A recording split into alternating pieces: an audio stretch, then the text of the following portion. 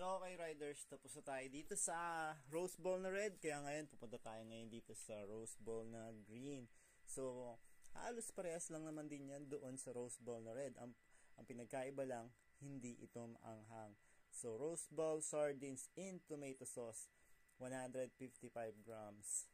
Made in sa abroad to, made in USA to eh.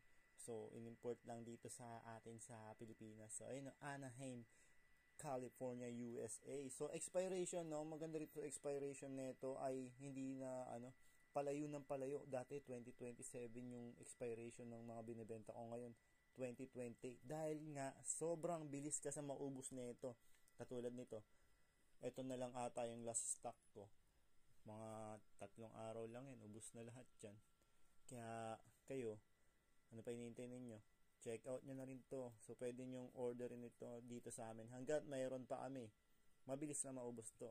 So karalagay lang namin dyan. Pinalagay ko lang lahat yan dyan para may pang video tayo. So nga pala, kung gusto nyo maka-discount, no, ang maganda dito ngayon, kapag dito kayo nag-order sa YouTube namin,